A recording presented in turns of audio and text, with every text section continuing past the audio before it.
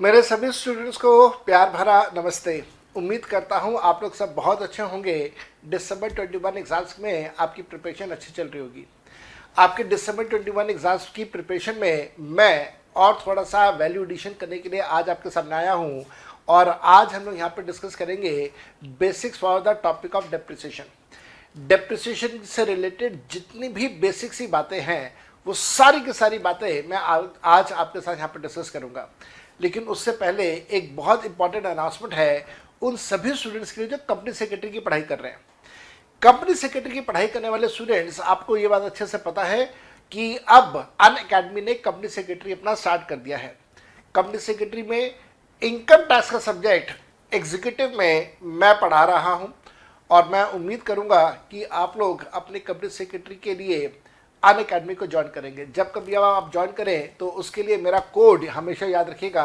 My code is CA Johar. My code is CA Johar. आप CA Johar code use करके you can join in at Unacademy. मेरे बेटा, Unacademy पे अगर आप अभी ज्वाइन कर रहे हैं फॉर कंपनी सेक्रेटरी तो इनका एक बम्पर ऑफर चल रहा है where you take the subscription for 3 months and you will get the benefit for 1 extra month. This is the offer for company secretary module 1। Company secretary module 1 में 3 महीने में आपका सिलेबस कंप्लीट हो जाना चाहिए दिसंबर एग्जामिनेशन के लिए। अभी हम लोग सितंबर के मंथ में हैं, अक्टूबर नवंबर दिसंबर और 1 महीना आपको एक्स्ट्रा मिल रहा है। अगर एग्जाम पोस्टपोन होते भी हैं तब भी आपके लिए ये सफिशिएंट रहेगा। तो आप इस ऑफर को जरूर अवेल कीजिएगा। मेरा कोड याद रखिएगा, CA जोहर मेरा कोड है और इस कोड को यूज करके आप डेफिनेटली एंजॉय कर सकते हैं बहुत सारे बेनिफिट्स। मेरे बेटा, अब हम लोग यहाँ पे स्टार्ट कर रहे हैं टॉपिक। कौन सा टॉपिक हम लोग स्टार्ट कर रहे हैं? डेप्रिसिएशन का। And here is the video for you.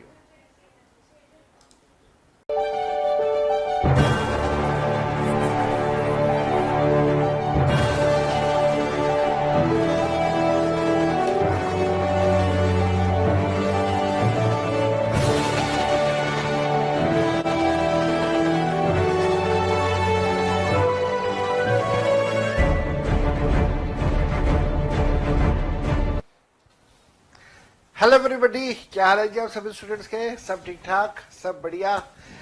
Last class के अंदर हम लोगों ने हाउस प्रॉपर्टी के चैप्टर कंप्लीट किया था। होपफुली आप लोगों को सब कुछ बड़े अच्छे से समझ आया होगा। और आज हम लोग यहाँ पे स्टार्ट करें चैप्टर बिजनेस एंड प्रोफेशन। हाँ जी, आपने बिल्कुल ठीक सुना, चैप्टर है बिजनेस एंड प्रोफेशन। ये जो चैप्टर है बिजनेस एंड प्रोफेशन, ये बहुत बड़ा चैप्टर है। आप ऐसे ही मान के चलिए कि जैसे सैलरी हम लोगों ने किया था, काफी अच्छा खासा बड़ा चैप्टर था, बिल्कुल उसी प्रकार से बिजनेस एंड प्रोफेशन भी एक बड़ा चैप्टर है। बिजनेस एंड प्रोफेशन में इस चैप्टर के अंदर अपने आप में एक सब चैप्टर छुपा हुआ है जिसका नाम है डेप्रिसिएशन। तो मैं हमेशा से ऐसा करता हूं कि बिजनेस एंड प्रोफेशन का चैप्टर स्टार्ट जब करता हूं तो डेप्रिसिएशन के एक टॉपिक को अलग कर देता हूं और बाकी का बिजनेस एंड प्रोफेशन में अलग कर देता हूं। इस बार भी मैं ऐसा ही कर रहा हूं, डेप्रिसिएशन का टॉपिक अलग कर रहा हूं और बाकी का बिजनेस एंड प्रोफेशन में अलग कर रहा हूं। आज बिजनेस एंड प्रोफेशन के टॉपिक में एक सब टॉपिक डेप्रिसिएशन का शुरुआत कर रहा हूं। डेप्रिसिएशन का यह टॉपिक आसान है। इसके अंदर जितने भी कंसेप्ट डेप्रिसिएशन से रिलेटेड हैं for the chapter of business and profession या for the subject of income tax, वो सारे के सारे टॉपिक्स मैं आपके साथ इस चैप्टर में डिस्कस कर दूंगा। डेप्रिसिएशन कंप्लीट होगा, उसके बाद हम लोग बिजनेस एंड प्रोफेशन का जो रिमेनिंग एरिया है उस रिमेनिंग एरिया को हम लोग स्टार्ट कर देंगे। नाउ आप सबसे एक छोटी सी बात की रिक्वेस्ट कि आप लोगों ने 11th में 12th में अपने ग्रेजुएशन लेवल पे CA फाउंडेशन लेवल पे जो कुछ डेप्रिसिएशन के बारे में सीखा, आप उन सारी चीजों को आहिस्ता आहिस्ता भूलने की कोशिश कर देना और रियल लाइफ में, असल जिंदगी में डेप्रिसिएशन कैसे कैलकुलेट होता है वो हम लोग इस चैप्टर में सीखेंगे। मैंने बिल्कुल ठीक कहा। आप लोगों ने जैसा डेप्रिसिएशन कैलकुलेशन करना सीखा 11th में, 12th में, फर्स्ट ईयर में, ग्रेजुएशन लेवल पे, फाउंडेशन लेवल पे, वैसा रियल लाइफ में, असल जिंदगी में नहीं होता। रियल लाइफ में, असली जिंदगी में वो होता है जो अब हम लोग यहां पे आज से सीखने वाले हैं। याद रखिएगा, मैंने ऐसा बिल्कुल नहीं कहा, आपने इसको ऐसे नहीं समझना। मैंने कभी नहीं कहा कि अकाउंट्स के टीचर ने आपको गलत पढ़ाया, मैंने ऐसा कभी नहीं कहा। आप प्लीज ऐसे मत मानिएगा, ऐसा मत सोचिएगा। अकाउंट्स वाले सर ने जो आपको पढ़ाया बिल्कुल ठीक पढ़ाया, मैं जो पढ़ाऊंगा मैं भी ठीक पढ़ाऊंगा। तो फिर अब आपके मन में बताएगा सर ये कैसी बात हो गई, जब दोनों ठीक हैं तो फिर अलग अलग क्यों? दोनों ठीक हैं, अलग अलग क्यों? उसके पीछे भी रीजन है। अकाउंट्स के अंदर जो हम लोग डेप्रिसिएशन सीखते हैं वो एक बड़ी बेसिक सी, एक बड़ी जनरल सी अकाउंटिंग होती है जो कि ग्लोबली फॉलो किया जाता है पूरे वर्ल्ड में, एक नॉर्मल अकाउंटिंग। लेकिन इस सब्जेक्ट के अंदर, इस चैप्टर के अंदर, इनकम टैक्स के सब्जेक्ट के अंदर, डेप्रिसिएशन के चैप्टर के अंदर जो कुछ हम लोग सीखेंगे that is a special accounting which is specific only to India. तो जैसा डेप्रिसिएशन अभी मैं आपको सिखाऊंगा, क्या ऐसा डेप्रिसिएशन कैलकुलेशन पूरे वर्ल्ड में होता है? मैं ये बात नहीं कह सकता, लेकिन हाँ, क्या पूरे इंडिया में होता है? Answer is yes. That means जो कुछ आज अब हम लोग यहां पे सीखने वाले हैं that is specific to India. लेकिन अकाउंट्स में जो सीखते हैं that is the general accounting which is followed across the world. तो एक बात तो ये समझ आ गई, अकाउंट्स वाले भी ठीक, मैं भी ठीक। साथ साथ में मेरे बेटा आपको अकाउंट्स की जो कंसेप्ट थे उनको इनकम टैक्स के सब्जेक्ट में नहीं लेके आना। ये दोनों अलग अलग चीजें हैं, दोनों सेम चीजें नहीं हैं। आप दोनों को प्लीज मिक्सअप मत कीजिएगा। मेरे को अच्छे से पता है जैसे जैसे मैं अपने सब्जेक्ट में आगे बढ़ूंगा, टॉपिक में आगे बढ़ूंगा, कहीं ना कहीं वो एलिमेंट ऑफ मिक्सचर बनेगा। आपके मन में बहुत सारी बातें आएंगी, आप मिक्स करना स्टार्ट कर दोगे। बट स्टिल मैं बार बार आपको कहूंगा कि अकाउंट्स को अलग रखिए, टैक्स को अलग रखिए। एक और चीज का ध्यान रखिएगा, यहां पे डेप्रिसिएशन में हम लोग यूज करेंगे section number 32 income tax act का और इनकम टैक्स रूल्स का रूल नंबर 5। अब मैं आज आप लोगों के सामने दो किताबें लेके आया हूं जस्ट टू एक्सप्लेन यू कि what is act, what are rules. ये मैं आपके साथ में एक किताब है, ये जो किताब है ये इनकम टैक्स एक्ट की किताब है। आप देख पा रहे हैं यहां पे लिखा हुआ इनकम टैक्स एक्ट। सारा का सारा इनकम टैक्स का कानून इस मोटी किताब में दिया हुआ है। आप देख पा रहे हैं ये किताब अच्छी खासी मोटी है और शायद अगर मैं इसको एक हाथ से पकड़ने की कोशिश करूं तो हाथ पे जोर भी बहुत ज्यादा पड़ता है, काफी भारी किताब है। और इसी एक्ट के साथ में एक और किताब आती है जिसे हम लोग बोलते हैं रूल्स। आप देख पा रहे हैं यहाँ पे इनकम टैक्स रूल्स लिखा हुआ है। इनकम टैक्स रूल्स और इनकम टैक्स एक्ट दोनों की आपको कंबाइंड रीडिंग करनी होती है इस कानून को समझने के लिए। हाउस प्रॉपर्टी का चैप्टर याद करो। हाउस प्रॉपर्टी के चैप्टर ने हमें बताया था कि एक्सपेक्टेड रेंट कैलकुलेट कैसे होगा। एक्सपेक्टेड रेंट सेक्शन नंबर 23 उसने एक्ट के अंदर लिखा हुआ है कि एनुअल वैल्यू कैलकुलेट कैसे होगा। साथ साथ में एक्ट में यह भी लिखा हुआ है कि एक्सपेक्टेड रेंट और एक्चुअल रेंट की कैलकुलेशन करते समय आप अनरियलाइज्ड रेंट को लेस कर दोगे। लेकिन अनरियलाइज्ड रेंट को लेस करने की जो कंडीशंस हैं वो रूल नंबर 4 में गिवन है, जो इस किताब में रूल नंबर में लिखा हुआ है। तो जब आप इन दोनों की कंबाइंड रीडिंग करते हो तो कानून एक्चुअल में समझ आता है। इसी प्रकार से इनकम टैक्स की बात करेंगे तो इनकम टैक्स के बारे में सारी जानकारी income tax act section number 32 में गिवन है। लेकिन at the very same time income tax में जब आप डेप्रिसिएशन की कैलकुलेशंस करोगे तो डेप्रिसिएशन का रेट क्या लगाओगे, मेथड क्या फॉलो करोगे, उसके लिए हमारे पास इनकम टैक्स रूल्स के अंदर रूल नंबर 5 गिवन है।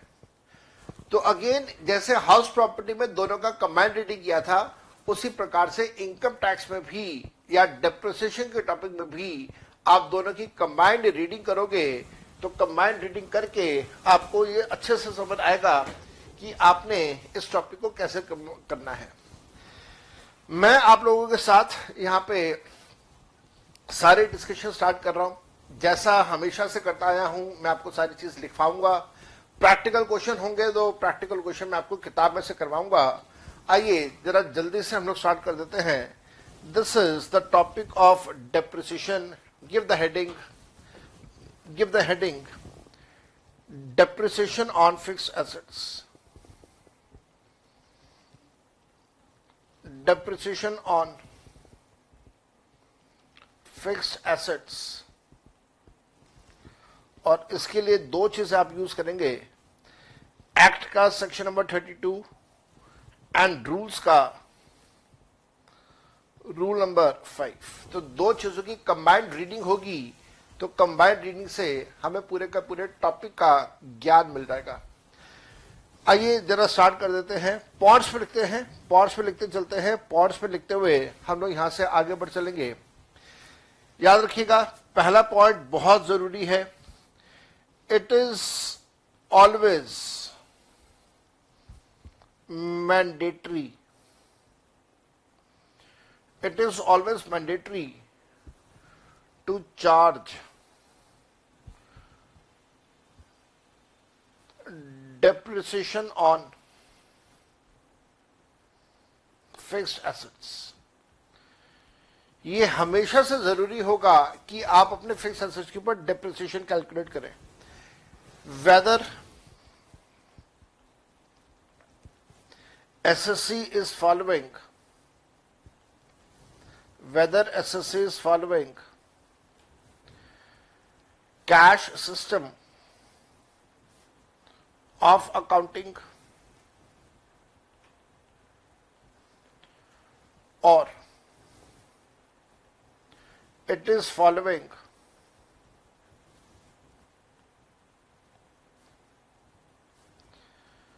accrual system of accounting। तो एसएससी किसी भी प्रकार की अकाउंटिंग सिस्टम को फॉलो करे, चाहे वो कैश सिस्टम फॉलो करे, चाहे वो एक्रूल सिस्टम फॉलो करे, आपने हर केस में डेप्रिसिएशन कैलकुलेशन करना है। याद रखिएगा, अकाउंट्स में हम लोग हमेशा ये सीखते हैं, और जो ठीक है कि depreciation is a non cash item.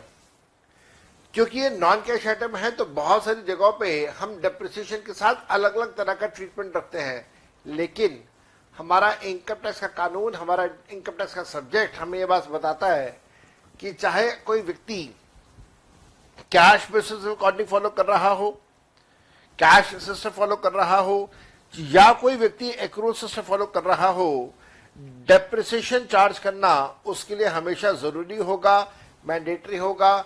इस बात का एक्सक्यूज नहीं लिया जा सकता कि साहब डेप्रिसिएशन तो नॉन कैश आइटम है और मैं कैश बेसिस फॉलो कर रहा हूं, तो फिर मैं डेप्रिसिएशन क्यों क्लेम करूं, या मेरे को डेप्रिसिएशन नहीं मिलेगा। ऐसा कुछ नहीं है।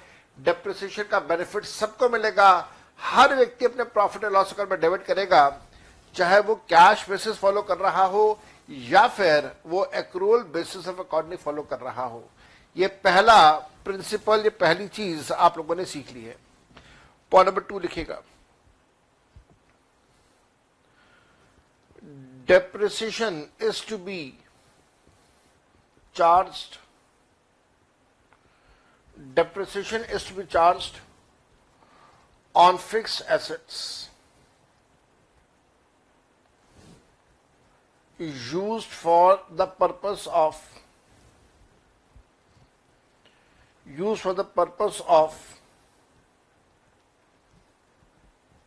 business and profession। डेप्रिसिएशन आप हमेशा चार्ज करेंगे, किस चीज के ऊपर चार्ज करेंगे? फिक्स एसेट्स के ऊपर चार्ज करेंगे। डेप्रिसिएशन हमेशा फिक्स एसेट्स के ऊपर चार्ज होगा, वो फिक्स एसेट्स जो आप इस्तेमाल कर रहे हैं बिजनेस एंड प्रोफेशन के लिए। दैट मीन्स जो एसेट्स आपके पर्सनल यूज के एसेट्स हैं, आप उनके ऊपर डेप्रिसिएशन चार्ज नहीं करेंगे। लिख लो ये बात। 10 no depreciation, thus no depreciation is to be charged on personal assets। No depreciation is to be charged on personal assets। तो ये बात तो ठीक हो गई। अब एक समस्या है, समस्या ये है कि साहब मान लीजिए कोई एसेट मेरा ऐसा है जिसको मैं बिजनेस के लिए भी यूज करता हूं और पर्सनल काम के लिए भी इस्तेमाल करता हूं। इसका सबसे अच्छा एग्जाम्पल हो सकता है हमारा मोबाइल फोन। कोई भी व्यक्ति इस पूरे संसार में यह बात 100% से क्लेम नहीं कर सकता कि मोबाइल फोन वो सिर्फ बिजनेस के लिए इस्तेमाल करता है और अपने मोबाइल फोन पे वो कभी कोई पर्सनल यूज नहीं करता, कोई पर्सनल कॉल्स नहीं करता। ये तो नेक्स्ट टू इम्पॉसिबल है, नेक्स्ट टू इम्पॉसिबल। तो ऐसी सिचुएशन में जो मोबाइल फोन का डिप्रिसिएशन है, एक और एग्जांपल हो सकता है लैपटॉप या कंप्यूटर्स, एक और एग्जांपल हो सकता है आपकी कार। ये सारे वो एसेट्स हैं जिनको सिर्फ ऑफिस के काम के लिए इस्तेमाल किया जाए, ऐसा कहना बड़ा मुश्किल है, लेकिन ऑफिशियल और पर्सनल दोनों काम के लिए इस्तेमाल हो, इस चीज की प्रोबेबिलिटी, पॉसिबिलिटी बहुत ज्यादा है। तो ऐसे केस में आप डेप्रिसिएशन कैसे कैलकुलेट करेंगे? पॉइंट नंबर 3 लिखिए। Point number 3, if any asset is used both for personal and business purposes,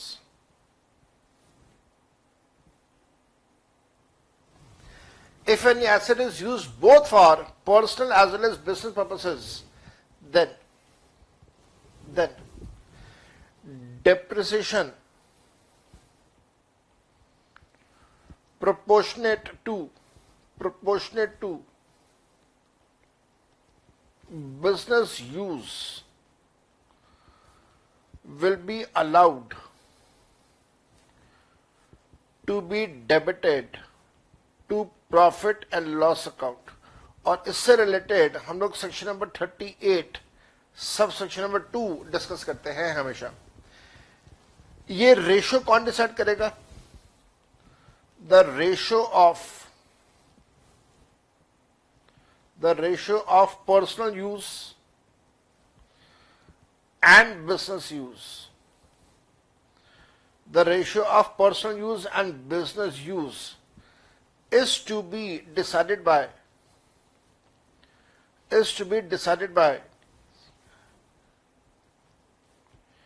SSC himself.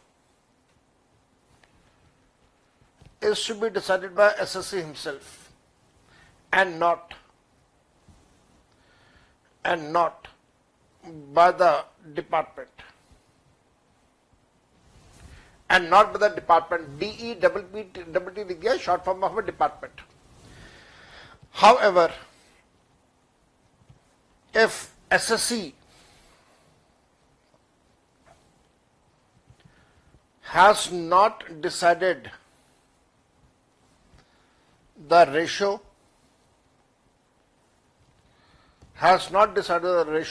then department will decide the ratio। The department will decide the ratio। पहली चीज तो यहां पे ये कि कौन से डिपार्टमेंट की बात कर रहा हूं मैं। बी केयरफुल, मैं यहां पे इनकम टैक्स डिपार्टमेंट की बात कर रहा हूं। मैं यहां पे कोई डेयरी फार्मिंग का डिपार्टमेंट की बात नहीं कर रहा। तो यहां पे इनकम टैक्स डिपार्टमेंट की बात हो रही है। तो अगर आप एज एन एसएससी खुद ये डिसाइड कर ले कि कितना परसेंटेज बिजनेस यूज का है और कितना पर्सनल यूज का है, फिर तो बहुत अच्छी बात है। लेकिन मान लीजिए अगर आप डिसाइड नहीं कर रहे हैं, तो ऐसे केस में फिर डिपार्टमेंट डिसाइड करेगा कि कितना परसेंटेज ऑफिशियल यूज है और कितना परसेंटेज बिजनेस यूज है। और याद रखिएगा, जो बिजनेस यूज का है, जो पर्सनल यूज का नहीं है, जो बिजनेस यूज का है, सिर्फ उतना ही amount profit and loss account में डेबिट करना अलाउ किया जाएगा। तो दिस इज द कंसेप्ट आपके पास जो आया, और इसका सेक्शन 38 सब सेक्शन 2 है। आपको ये बात ध्यान रखनी है। तो 3 पॉइंट्स आप लोगों ने लिखे हैं। पॉइंट नंबर 4 लिखिएगा। Point number 4, depreciation is allowed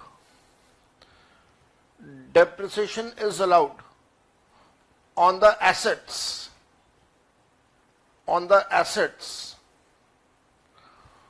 owned by SSC.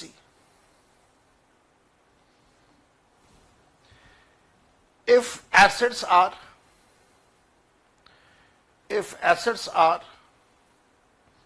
taken on lease, no ownership. If assets are taken on lease, no ownership, then no depreciation is allowed. However, in case of hire purchase system,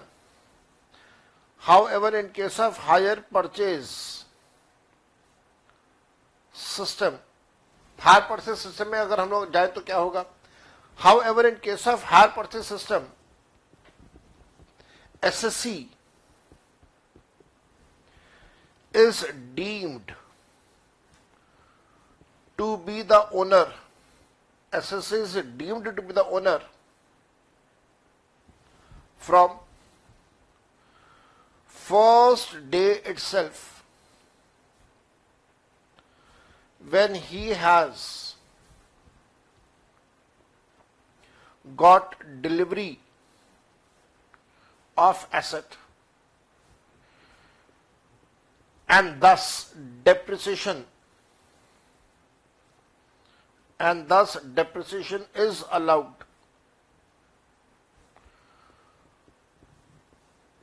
When assets are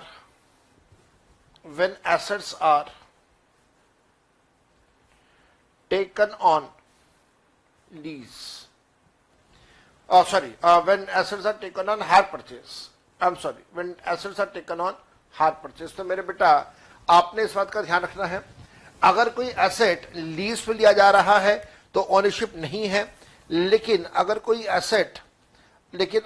asset वो ले रहा है hire purchase system के ऊपर, तो मान लिया जाता है कि ओनरशिप मिल गई है जिस समय एसेट्स की डिलीवरी हुई है, और डेप्रिसिएशन उसी दिन से, पहले दिन से अलाउ कर दिया जाएगा, कैलकुलेट करना अलाउ कर दिया जाएगा, डेप्रिसिएशन पहले दिन से। तो ये एक बड़ा जरूरी कंसेप्ट है जी, इसको आपने करना है, अच्छे से करना है।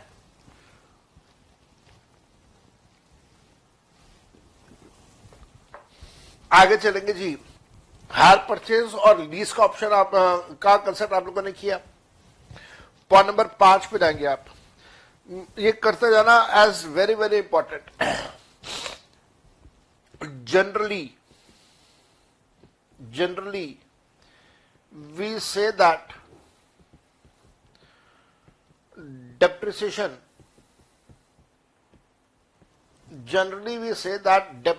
is allowed. Generally we say that depreciation is allowed to owner of asset, but only in one case depreciation will also be allowed.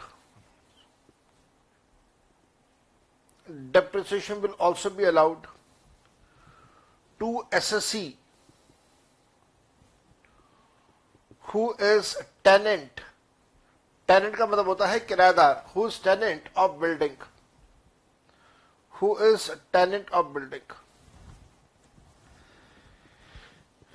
If tenant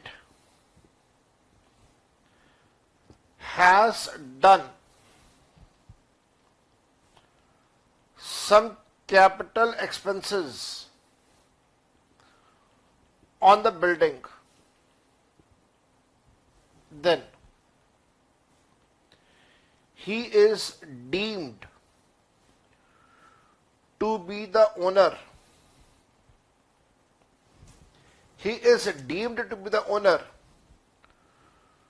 To the extent of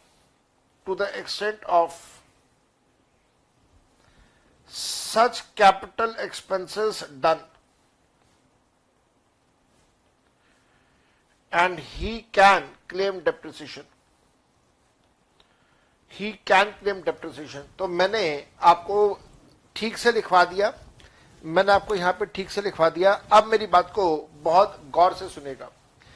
मैंने आप लोगों को 5 पॉइंट्स लिखवाए हैं, एक बार सारे के सारे 5 पॉइंट्स को रिपीट करते हैं। पहला पॉइंट था डेप्रिसिएशन एसेट्स के ऊपर लगाना या डेप्रिसिएशन एसेट्स के ऊपर ना लगाना आपकी मर्जी नहीं है।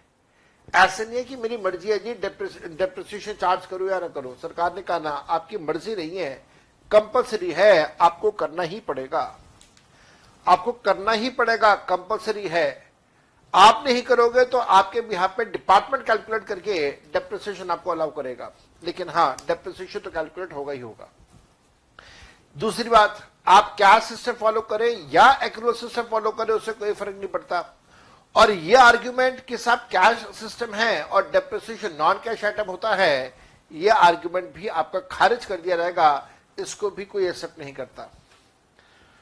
दूसरी बात, डेप्रिसिएशन सिर्फ उन एसेट्स के ऊपर चार्ज होगा जो आपके बिजनेस के एसेट्स हैं।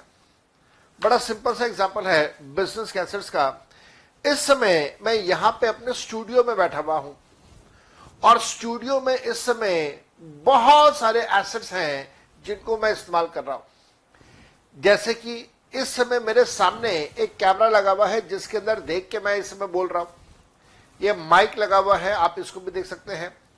इसी प्रकार से जो मैं आप ये लिखा हुआ सारा का सारा पार्ट देख रहे हैं, जहां पे मैं लिख रहा हूं, वो एप्पल का पैड है, ये एप्पल पैड है जिसके ऊपर मैं लिख रहा हूं, और वो यहां पे ये सारा का सारा कैच हो रहा है, ये आप देख पा रहे हैं यहां पे। इसी प्रकार से मेरे सामने जो कैमरा है, कैमरा के ऊपर एक टीवी की स्क्रीन लगी हुई है जिसमें मैं देख पा रहा हूं कि सब ठीक ठाक चल रहा है या नहीं चल रहा है, मेरे सारे सॉफ्टवेयर ठीक ठाक काम कर रहे हैं या नहीं कर रहे, मैं सामने स्क्रीन में देख पाता हूं। मेरे इस टीवी की स्क्रीन के ऊपर एक एयर कंडीशन लगा हुआ है और इस एयर कंडीशन का टेम्परेचर मैं यहां से कंट्रोल करता रहता हूं, मेरे पास रिमोट कंट्रोल भी रखा हुआ है। तो ये सारे के सारे जो एसेट्स हैं, ये मेरे बिजनेस के एसेट्स हैं और इन सारे एसेट्स के ऊपर मैं डेप्रिसिएशन क्लेम करूंगा। इसी प्रकार से नीचे जहां पे मैं इस बिल्डिंग में बैठा हूं, नीचे पार्किंग में मेरी कार खड़ी हुई है, उस कार को भी मैं अपने बिजनेस के लिए इस्तेमाल करता हूं, उस कार का डेप्रिसिएशन भी मैं क्लेम करूंगा। मेरे बेटा एक बात का ध्यान रखिएगा, बड़े अच्छे से ध्यान रखिएगा कि कार का सिर्फ बिजनेस यूज नहीं है, कार का तो पर्सनल यूज भी है। तो जितना प्रोपोर्शन पर्सनल यूज का है उसको छोड़ दूंगा और जितना प्रोपोर्शन बिजनेस यूज का है उससे रिलेटेड डेप्रिसिएशन कैलकुलेशन करके प्रॉफिट एंड लॉस अकाउंट में डेबिट करूंगा। साथ साथ में इस बात का हमेशा ध्यान रखिएगा कि अगर कोई एसेट है जिसको मैंने लीज पे लिया है, लीज का मतलब होता है राइट टू यूज, लीज में कभी ओनरशिप ट्रांसफर नहीं होती, सिर्फ राइट टू यूज मिलता है। तो अगर मैंने कोई एसेट लीज पे लिया है तो मैं ओनर नहीं हूं, ना मैं कभी बनूंगा। हाँ आप ठीक है, आप बोलेंगे सर कैसी बात कर रहे हो, एक फाइनेंशियल लीज होती है, एक ऑपरेटिंग लीज होती है, एक में ओनरशिप आती है, एक में ओनरशिप नहीं आती है, ऐसे बातें। लेकिन हाँ अगर कभी भी ऐसा हो कि लीज है जहां पे ओनरशिप ट्रांसफर होगी, तो भाई जब होगी तब देखेंगे, और अगर लीज ऐसी है जहां ओनरशिप ट्रांसफर नहीं होगी फिर तो वैसी बात खत्म है। लेकिन हाँ हायर परचेज का सिस्टम बिल्कुल अलग चलता है। हमारे देश का जो कॉन्स्टिट्यूशन है, संविधान है, उसका आर्टिकल 366, आर्टिकल 366 ये बात हमें बताता है कि अगर आपने कोई एसेट हायर परचेज के माध्यम से लिया है तो जिस समय आपको उस एसेट की डिलीवरी मिली है उसी समय से आप ओनर मान लिए जाओगे, you will be deemed to be the owner. And that is the reason कि आपके ऊपर सारे टैक्सेस भी अप्लाई होते हैं और उसी प्रकार से आपको डेप्रिसिएशन का बेनिफिट भी मिलेगा अगर आपने कोई एसेट हायर परचेज सिस्टम के थ्रू लिया है।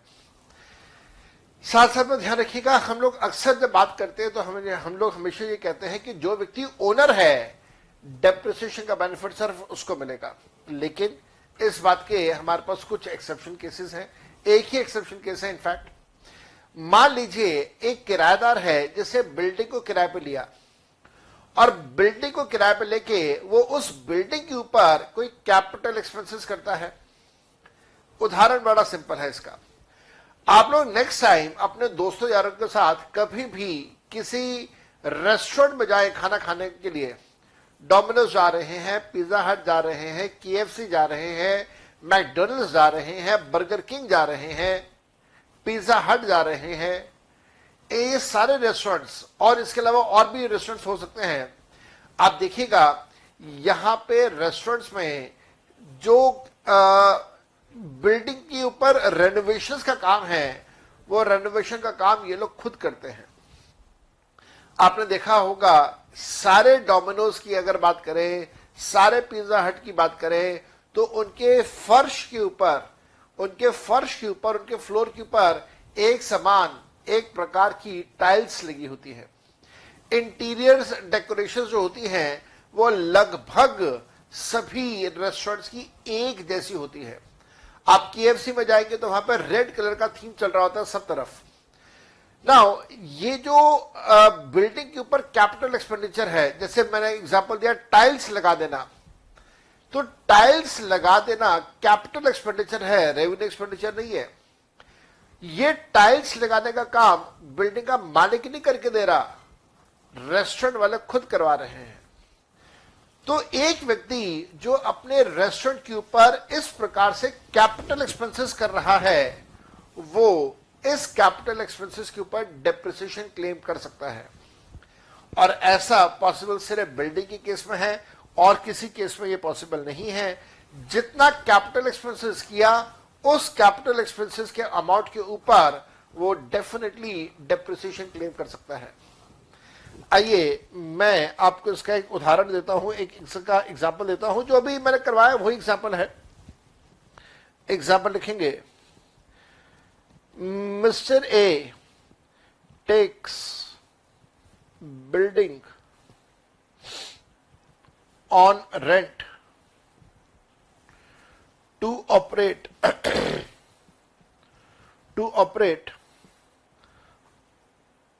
a food outlet, खाने पीने का आउटलेट, खाने पीने की जगह, a food outlet. Mr. A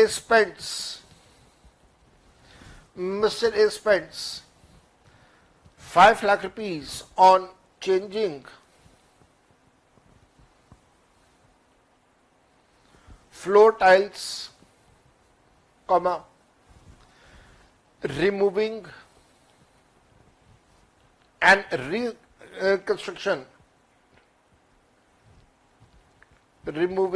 reconstruction of some walls, comma, reconstruction of toilets, etc. इन सब के ऊपर मिस्टर ए का कितना पैसा खर्च हुआ? इन सब के ऊपर मिस्टर ए का 5 लाख रुपए का पैसा खर्च हुआ।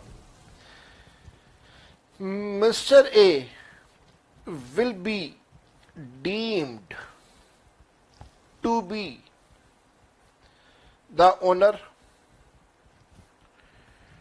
And will be, mister A को हम लोग मान लेंगे कि वो ओनर है, and he will be allowed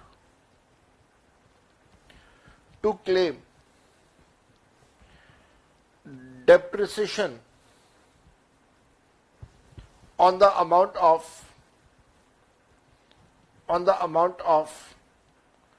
5 lakh rupees. तो 5 लाख के अमाउंट के ऊपर उसको डेप्रिसिएशन का बेनिफिट मिलेगा। ही विल बी अलाउड, इसमें कोई रोक टोक नहीं है, कोई किसी प्रकार की कोई रिस्ट्रिक्शन यहां पे नहीं लगाई गई है। आगे चलेंगे, मूविंग ऑन 5 पॉइंट्स हो गए। पॉइंट नंबर 6 पे आ रही है। Point number 6, for income tax purposes, for income tax purposes, income tax के पर्पसेस की बात करें, not for every purpose, only for income tax purpose. For income tax purposes there is a special method to charge depreciation. There is a special method to charge depreciation on fixed assets, and such method is called as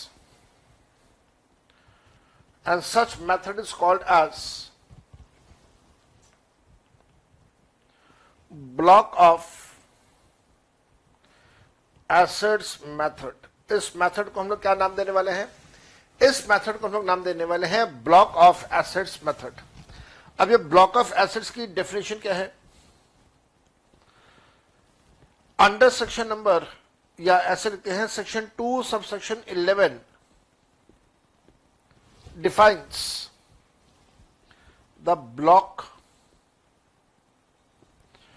to mean a group of assets which are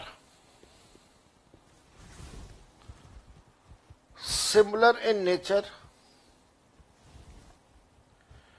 and for which same rate of depreciation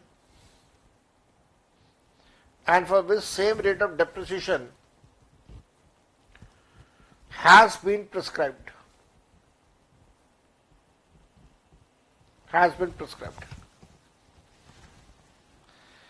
तो मेरे बेटा block बनेगा, ये अब बात को सुनेगा, block बनेगा। मैं आपको बता रहा हूं इनकम टैक्स पर्पसेस के लिए आपने डेप्रिसिएशन कैलकुलेशन कैसे करना है। आपने सारे एसेट्स को अलग अलग ग्रुप्स में बांट देना है, और अलग अलग ग्रुप्स में बांट के एक पर्टिकुलर ग्रुप जो आप बनाएंगे उस ग्रुप को आप नाम देंगे एज अ ब्लॉक। यही चीज मैंने आपको यहां पे लिखवाई है। इनकम टैक्स पर्पसेस के लिए एक स्पेशल मेथड होगा डेप्रिसिएशन चार्ज करने का, और जहां पे आप सारे फिक्स एसेट्स को एक अलग अलग कैटेगरीज में बांटेंगे जिसका नाम होगा block of assets. Block of assets का मतलब है ग्रुप ऑफ एसेट्स, वो ग्रुप जो सिमिलर नेचर के एसेट्स को होल्ड करता हो और जिनके ऊपर सेम रेट ऑफ डेप्रिसिएशन लागू हो। याद रखिएगा, दो बातें लिखी हैं, एक लिखा है सिमिलर और दूसरा लिखा है सेम। सिमिलर और सेम ये दो वर्ड सेम नहीं होते, अलग अलग होते हैं। सिमिलर का मतलब होता है एक जैसा, मिलता जुलता, उसे हम लोग बोलते हैं सिमिलर। लेकिन सेम क्या होगा? सेम होगा जब हम लोग कहते हैं कि हूबहू एक जैसा। सिमिलर कब होगा? जब वो मिलता जुलता होगा तो आप बोलेंगे वो सिमिलर है। सेम कब होगा? जब वो हूबहू एक जैसा होगा तो आप बोलेंगे कि वो सेम है।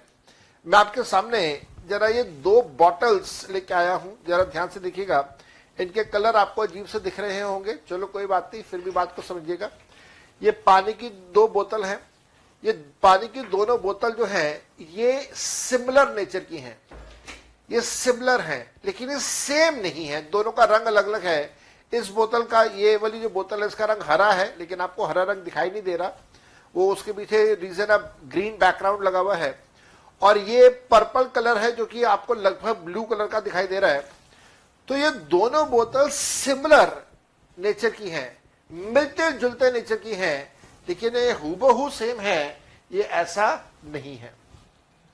तो सिमिलर का मतलब मिलता जुलता और सेम का मतलब हूबहू एक जैसा, उसके बारे में हम लोग बात कर रहे हैं। अब जो सिमिलर एसेट्स हैं आपने उनको इकट्ठा करना है, दैट मीन्स मिलते जुलते एसेट जो है आपने उनको इकट्ठा करना है। उदाहरण देता हूं मैं, अगर आप ऑब्जर्व करें तो जो ये मैं एप्पल का पैड यूज कर रहा हूं, ये एप्पल का पैड जो यूज हो रहा है ये कंप्यूटर या कंप्यूटर जैसा है। एग्जैक्टली कंप्यूटर नहीं है लेकिन कंप्यूटर जैसा है।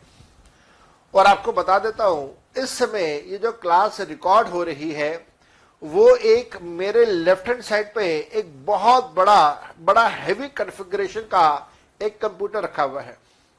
उस कंप्यूटर के अंदर कुछ सॉफ्टवेयर्स हैं। ये जो कंप्यूटर है, इस कंप्यूटर के अंदर इस समय ये क्लास रिकॉर्ड हो रही है। कंप्यूटर के अंदर क्लास रिकॉर्ड हो रही है। अब समझेगा, कंप्यूटर और ये एप्पल पैड, ये दोनों सेम नहीं है लेकिन सिमिलर हैं। दोनों कंप्यूटर या कंप्यूटर जैसे हैं।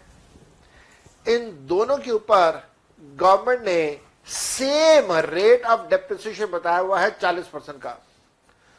तो मैं एप्पल पैड प्लस कंप्यूटर दोनों को मिला के एक ग्रुप क्रिएट करूंगा और उस ग्रुप के ऊपर मैं दोनों की वैल्यू के ऊपर 40% का डेप्रिसिएशन अलाउ करूंगा। अब आप कहेंगे सर 40% कहां है, कहां लिखा है?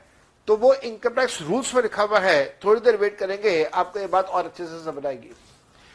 तो आपने करना क्या है, आपने एसेट्स को इकट्ठा करना है और अपने एसेट्स का ग्रुप क्रिएट करना है। वो एसेट जो सिमिलर नेचर के हैं और जिनका सेम रेट ऑफ डेप्रिसिएशन है। अब जरा कॉमन सेंस लगाते हैं। जिस कुर्सी के ऊपर मैं बैठा हूं, जो चेयर है, क्या चेयर और ये एप्पल पैड, क्या ये दोनों सिमिलर नेचर के हैं? क्या ये दोनों सिमिलर नेचर के हैं? Answer is no. ये जो एप्पल पैड है ये कंप्यूटर की जैसा है और जो मेरी कुर्सी है वो फर्नीचर है। फर्नीचर और कंप्यूटर में जमीन आसमान का फर्क है। सिमिलर तो हो ही नहीं सकते, तो सिमिलर तो हो ही नहीं सकते। तो इस वजह से इनका ग्रुप अलग अलग बनेगा, इनका ग्रुप सेम नहीं होगा।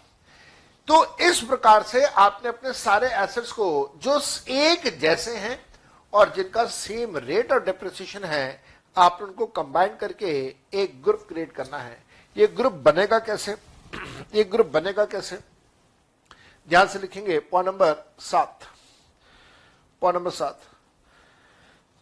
Method to form a block of assets is given in section 43 subsection 6। तो जो ग्रुप बनाने का तरीका है वो तरीका या मेथड कहां पे गिवन है? and it is as follows। कुछ इस प्रकार से आपने काम करना है। क्या करेंगे आप? आपके पास हमेशा ईयर के स्टार्टिंग की वैल्यू गिवन होगी opening value of block. Opening value का मतलब है दैट इज फाइनेंशियल ईयर के स्टार्ट की वैल्यू आपको हमेशा गिवन होगी। तो ओपनिंग वैल्यू द ब्लॉक जो भी आपको गिवन है, इसके अंदर आप ऐड कीजिएगा, इसके अंदर आप ऐड कीजिएगा cost of asset which has been purchased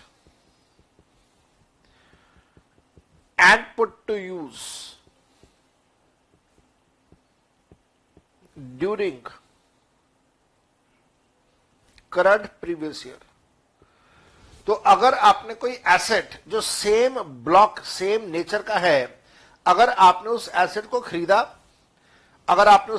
खरीदा, परचेज किया और परचेज करने के बाद आपने उसको पुट टू यूज भी किया, दोनों चीजें हैं, परचेज भी करो और पुट टू यूज भी करो। एंड वर्ड लिखा हुआ है, दोनों काम करने हैं और दोनों काम आपने कब करने हैं? करंट प्रीवियस ईयर में आपने दोनों काम करने हैं। अगर आप परचेज भी कर रहे हो, पुट टू यूज भी कर रहे हो इसी साल, तो आप ग्रुप के अंदर उसे ऐड कर देंगे। अभी मैं आपको बताऊंगा पुट टू यूज का मतलब क्या होता है। 2 मिनट वेट कीजिएगा। फिर आपने यहां पे लेस करना है मनी रिसीव्ड या रिसीवेबल, मनी रिसीव्ड या receivable in case of asset lost, sold, demolished, destroyed, etc। तो आप वो यहां पे लेस कर दीजिएगा। याद रखना, अगर आपने एसेट बेच दिया, आपका एसेट चोरी हो गया, डिमोलिश हो गया, डिस्ट्रॉय हो गया और उस केस में अगर आपको कोई पैसा मिला या पैसा मिलने वाला है, अगर आपने एसेट को बेचा फिर तो आपके पास सेल प्राइस होगा, लेकिन अगर आपका एसेट चोरी हो जाता है, गुम हो जाता है, डिस्ट्रॉय हो जाता है, तो इंश्योरेंस कंपनी आपको उसके बदले में देगी इंश्योरेंस कंपनसेशन। तो जो भी इंश्योरेंस कंपनसेशन मिलेगा, हम यहां पे उसके बारे में बात कर रहे हैं, आप उसको यहां पे लेस कर दीजिएगा। इस ऐसा करने के बाद अब आपके पास जो आएगा, आप उसको बोलेंगे क्लोजिंग वैल्यू ऑफ ब्लॉक, और इस क्लोजिंग वैल्यू ऑफ ब्लॉक में अब आप लेस करेंगे depreciation on assets as per WDV method, as per WDV method, according to rule 5, according to rule 5, और उसके बाद आपके पास जो आएगा उसको आप बोलेंगे opening value of next year, opening value of next year. तो डेप्रिसिएशन हमेशा इस प्रकार से बनेगा। अगर आप इसके अंदर सीखना स्टार्ट करें तो ओपनिंग वैल्यू तो ब्लॉक तो आसान है, जो पिछले साल की क्लोजिंग वैल्यू है वो इस साल की ओपनिंग बन जाएगा। इसके अंदर आपने ऐड करना है एसेट की कीमत, वो एसेट जो आपने इस साल खरीदा और इसी साल आपने उसे पुट टू यूज किया। नाउ द इशू अराइजेस कि सर ये पुट टू यूज क्या होता है। लिखेंगे point number 8, put to use, put to use. Many people understand, many people understand put to use as making an asset ready to use, but as per, ध्यान से लिखना है इस बात को अब, but as per Bombay High Court ruling, but as per Bombay High Court ruling, in case of, as per Bombay High Court ruling in case of Dinesh Kumar,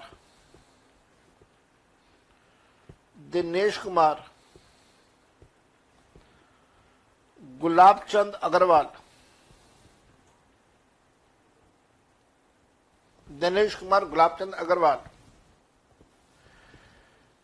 it was decided that put to use means actual use of asset. Put to use का मतलब होता है actual use of asset and not ready to use. Thus, if asset is not actually used but is kept ready to use, no depreciation will be allowed. No depreciation will be allowed.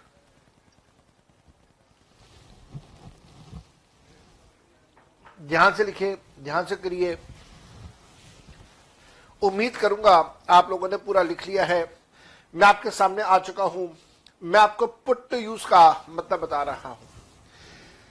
बहुत सारे लोगों की सोच है, आपके भी बहुत सारे फ्रेंड्स होंगे जिनको ये सिखाया जाता होगा कि साहब पुट टू यूज का मतलब होता है making an asset ready to use.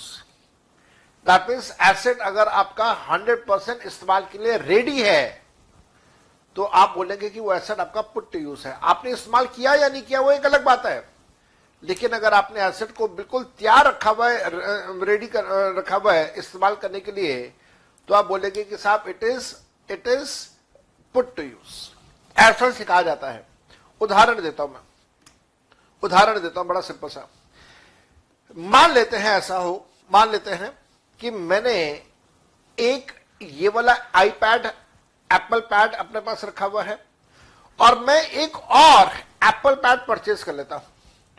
मैंने परचेज कर लिया, परचेज करके अपने पास रख लिया और मैं ये उसे स्टैंड बाय पर्पसेस के लिए रखता हूं। स्टैंड बाय का मतलब ये है कि अगर मेरा ये मेन आईपैड खराब हुआ तो मैं इमीडिएट बेसिस के ऊपर वो दूसरे वाला इस्तेमाल करना शुरू कर दूंगा, इमीडिएट बेसिस के ऊपर, तुरंत। तो इसका मतलब मेरा जो वो दूसरा आईपैड है that is ready to use, तो उसको वो डिप्रिसिएशन मिल जाएगा। ऐसा कहते हैं बहुत सारे लोग। सुप्रीम कोर्ट ने क्या कहा? सुप्रीम कोर्ट कहता ना, आप एसेट को जब तक इस्तेमाल करना शुरू नहीं करोगे तब तक हम उसे पुट टू यूज नहीं मानेंगे, हम आपको डेप्रिसिएशन अलाउ नहीं करेंगे। ये सुप्रीम कोर्ट नहीं, बॉम्बे हाई कोर्ट की जजमेंट है। केस का नाम है दिनेश कुमार गुलाबचंद अग्रवाल। मेरी कोई हैसियत नहीं है कि मैं हाई कोर्ट या सुप्रीम कोर्ट की जजमेंट को नजरअंदाज करते हुए आपको कोई कंसेप्ट सिखा दूं। तो मेरा कंसेप्ट ये रहेगा कि पुट टू यूज का मतलब है कि आप एसेट को एक्चुअल में यूज करो तो आप उसका डिप्रिसिएशन ले लो। अच्छा, अब और अगर एसेट आपका रेडी टू यूज है तो डिप्रिसिएशन नहीं मिलेगा।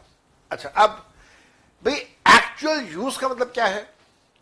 क्या ऐसा है कि मेरे को अपना एसेट 24 घंटे, हफ्ते के 7 दिन, साल के 365 दिन इस्तेमाल करना है? क्या ऐसा होगा? और आपको लगता है कि कोई भी एसेट पूरे संसार में ऐसा होगा जो आप 24 घंटे, हफ्ते के 7 दिन, साल के 365 दिन हर समय इस्तेमाल करते हो? कोई ऐसा होगा? Answer is no. अगर मैं इस समय अपने स्टूडियो में बैठा हूं, एसी चला के बैठा हूं, तो एसी तब तक ही चल रहा है जब तक मैं स्टूडियो के अंदर हूं। जैसी मेरी ये रिकॉर्डिंग कंप्लीट होगी, मैं स्टूडियो से बाहर जाऊंगा, सबसे पहला काम करूंगा मैं एसी को स्विच ऑफ करूंगा। अब एसी स्विच ऑफ हो गया तो इसका मतलब ये क्या वो यूज नहीं हो रहा? नहीं, सुप्रीम कोर्ट ने कहा, हाई कोर्ट ने कहा नहीं। पुट टू यूज से हमारा मतलब है अगर आपने उस एसेट को एक बार भी इस्तेमाल कर लिया तो it will be assume to be used every time. So asset once used is to be regarded as an always used. तो आपको एक बार एसेट इस्तेमाल करना है, एक बार, एक दिन अगर आपने एसेट को इस्तेमाल कर लिया तो उसके बाद चाहे वो एसेट आपने बंद करके साइड में रखा हुआ है, इट विल बी अज्यूम कि वो यूज हो रहा है।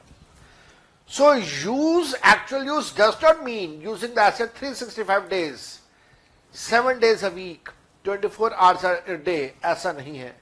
सो लिख लीजिएगा यहां पे, आपने लिखा, अभी तक क्या लिखा आपने? पुट टू यूज का मतलब है many people understand put to use as making an asset ready to use, but as per the Bombay High Court ruling in the case of Dinesh Kumar Gulabchand Agarwal, it was decided that put to use means the actual use of the asset and not the ready to use. Thus, if asset is not actually used but it is kept only ready to use, then no depreciation will be allowed. Continue करना इसी को, continue करना इसी को। If asset is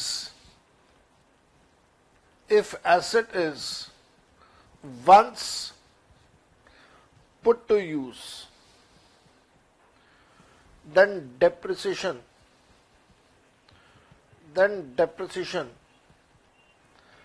will be allowed. If asset is once put to use, then depreciation will be allowed, and depreciation will be allowed, and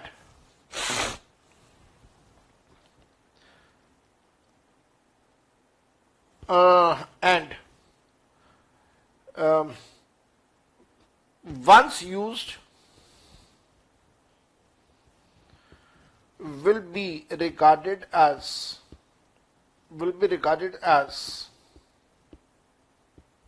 always used.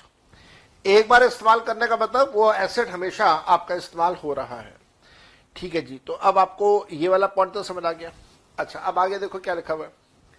आगे कहता है cost of the asset which has been purchased and put to use during the current financial year या previous year. Word लिखा हुआ है and का मतलब क्या है, खरीदना भी है और पुट टू यूज भी करना है। मान लीजिए आपने एसेट को खरीद के रख लिया लेकिन आपने उस एसेट को पुट टू यूज नहीं किया, तो वो ब्लॉक की वैल्यू के अंदर नहीं आएगा, उसके ऊपर डेप्रिसिएशन नहीं मिलेगा। लिखेंगे next point, point number 9। Point number 9, if asset is purchased but not put to use. If asset is purchased but not put to use, then no depreciation will be allowed. If asset is purchased but asset is not put to use, then no depreciation will be allowed. If put to use in subsequent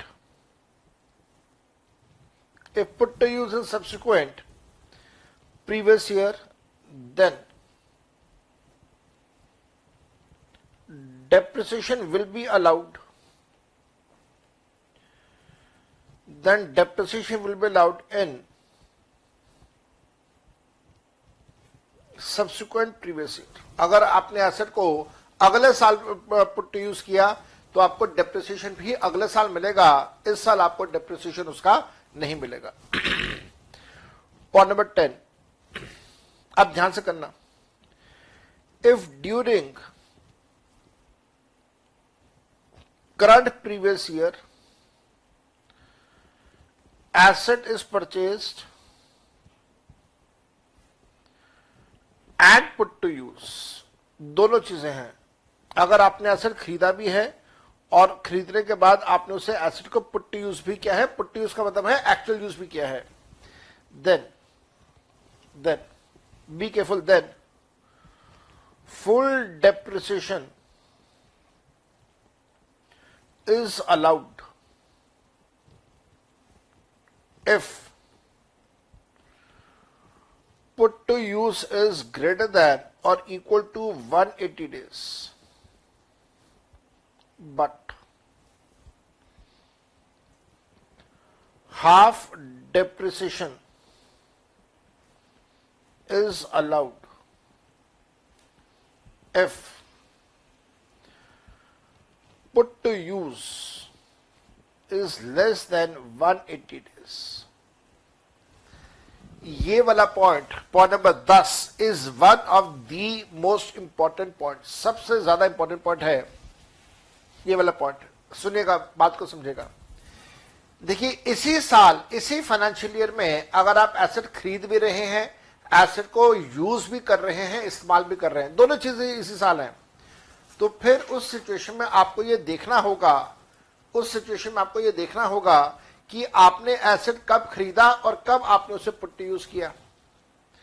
अगर आपका वो put to use 180 दिन या उससे ज्यादा है तो आपको पूरा फुल डेप्रिसिएशन मिलेगा, और अगर वो 180 दिन से कम है तो फिर आधा डेप्रिसिएशन मिलेगा।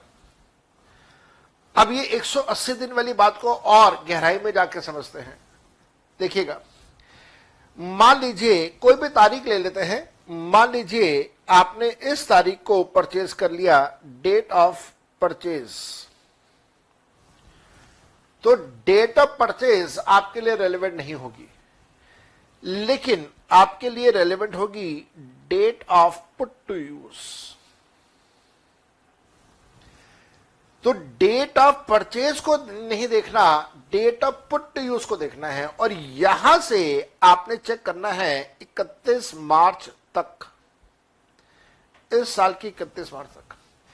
तो ये वाला जो टाइम पीरियड है, मैं यहां पे लिख देता हूं, हरे पेन से लिख रहा हूं, ये वाला टाइम पीरियड आपके लिए रेलेवेंट नहीं है।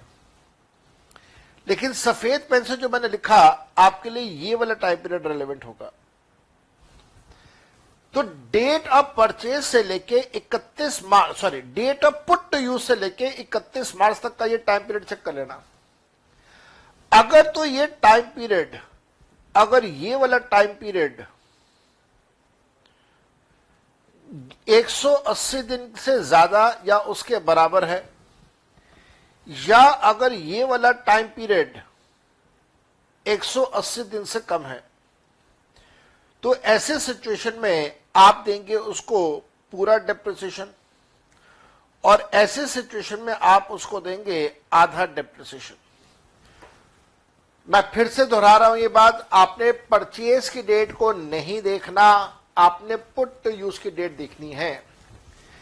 अच्छा, मान लीजिए अगर कोई क्वेश्चन ऐसा है जहां पे परचेज और पुट यूज दोनों की डेट अलग अलग गिवन ना हो, तो ऐसा बहुत सारे केस में आपको मिलेगा, या रियल लाइफ में ऐसा कई बार होगा कि आप यूज कब कर रहे हैं ये डिटरमिन कर पाना पॉसिबल नहीं हो पाता। परचेज कब किया ये तो पता चल जाएगा, परचेज किया पता चल गया, इनवॉइस बिल से पता चल गया, लेकिन इस्तेमाल कब से शुरू किया ये कई बार नहीं पता चल पाता।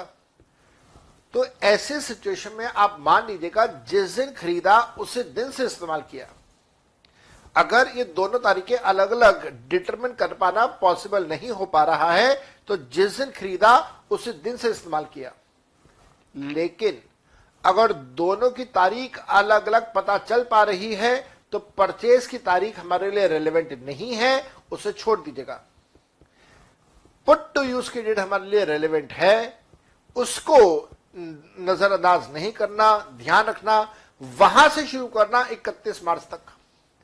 तो ये टाइम पीरियड अगर 180 दिन से ज्यादा का है या बराबर का है तो पूरा डेप्रिसिएशन मिलेगा फुल। 180 दिन से कम है तो आधा डेप्रिसिएशन। और खुदा का वास्ता है, अकाउंट्स के कंसेप्ट्स को यहां पे भूल जाना। अकाउंट्स में हम लोग क्या करते हैं, अगर किसी एसेट को 11 महीने इस्तेमाल किया तो 11 महीने का डेप्रिसिएशन, 9.5 महीने इस्तेमाल किया तो 9.5 महीने का डेप्रिसिएशन, 4 महीने इस्तेमाल किया तो 4 महीने का डेप्रिसिएशन। इनकम टैक्स का कानून कहता है ना, ऐसा नहीं करना। इनकम टैक्स का कानून कहता है कि डेप्रिसिएशन या तो आप पूरा देंगे या आधा देंगे, और कोई तरीका नहीं होगा। ये पूरा और आधा ये किस बात पर निर्भर करेगा, ये इस बात पर निर्भर करेगा कि जिस दिन आपने पुट टू यूज किया वहां से 31 मार्च तक कितने दिन है। और याद रखना, once used is to be considered as always used. इस वजह से अगले साल 180 दिन वाला कोई ड्रामा नहीं चलेगा। Once use is to be considered as always used. इस साल यूज कर लिया, एक बार यूज कर लिया, अब माना जाएगा कि आप रोज इस्तेमाल करते हैं, माना जाएगा। इस वजह से अगले साल रोज इस्तेमाल हो रहा है ऐसा माना जाएगा, और अगले साल आपको हमेशा फुल डेप्रिसिएशन का बेनिफिट मिलेगा। ये 180 दिन वाला जो ड्रामा है, ये ड्रामा तो आपने सिर्फ पहले साल खेलना है जिस साल आपने एसेट को खरीद के यूज करना स्टार्ट किया। ठीक बात है, हमें ये पॉइंट नंबर 10 ये भी समझ आता है। मैं यहां से थोड़ा सा और आगे चलूंगा, मैं थोड़ा सा यहां से और आगे चलूंगा। पॉइंट नंबर 10 पे ही हम लोग रुके हुए हैं, थोड़ा सा मैं इसको आगे लेके चलता हूं। 180 दिन चाहिए मेरे को 180 दिन चाहिए। सुनिएगा ध्यान से, मेरे को टोटलिटी में 180 दिन चाहिए। अगर 180 दिन या उसके बराबर है तो पूरा डेप्रिसिएशन आएगा, अगर 180 दिन से कम है तो आधा डेप्रिसिएशन आएगा। अब मैं उल्टा करके देखता हूं कि कौन सी तारीख तक यूज करना शुरू कर दूं ताकि मेरे 180 दिन बन जाए। मार्च के होते हैं 31 दिन, फरवरी में होते हैं 28, जनवरी में 31, दिसंबर में 31, नवंबर में 30, अक्टूबर। आओ जरा देखें, टोटल मेरे को 180 चाहिए, टोटल मेरे को 180 चाहिए। तो 180 minus 30 minus 31 minus 31 minus 28 minus 31, that means October के अगर मैं 29 दिन एसेट को यूज करता हूं, अगर अक्टूबर के 29 दिन मैं एसेट को यूज करता हूं तो उसका मतलब ये होगा कि मैंने इस एसेट को 180 दिन यूज किया और पूरा डेप्रिसिएशन मिल जाएगा। अक्टूबर में होते हैं 31 दिन, 31 में से मैं 2 दिन छोड़ दूं तो बन जाते हैं 29। तो इसका मतलब यह हुआ कि अगर मैं 3 अप्रैल 3 अक्टूबर और बिफोर, अगर मैं 3 अक्टूबर या 3 अक्टूबर से पहले, 3 अक्टूबर और बिफोर, मैं पूरा लिख देता हूं यहां पे पूरा लिख देता हूं 10। If asset is put to use on 3rd October,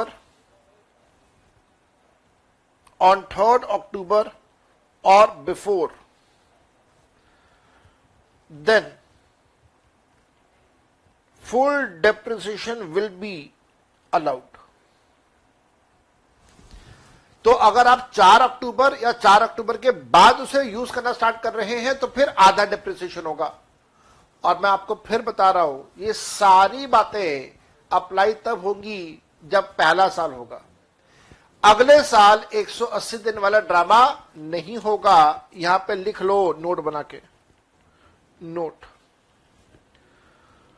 concept of 180 days is applicable. Concept of 180 days is applicable only in first financial year and never in subsequent financial year। 180 दिन वाला कंसेप्ट सिर्फ पहले साल होगा, उसके बाद वाले साल में कभी 180 दिन वाला कंसेप्ट आपने अप्लाई नहीं करना है। ठीक है जी। और 180 दिन कैसे होगा वो भी मैंने आपको पूरा बताया। आप जिस दिन यूज कर रहे हैं वहां से आप देखेंगे कितने बोर्ड हो गए आपके 10। और 180 दिन के लिए कट ऑफ डेट मैंने आपको बता दी 3 अक्टूबर की। आपको इस बात का ध्यान रखना होगा। देन हमारे पास आएगा जी यहां पे पॉइंट नंबर 11। क्लैरिफिकेशन दे देता हूं पॉइंट नंबर 11 में। If asset is purchased in current, if asset is purchased in current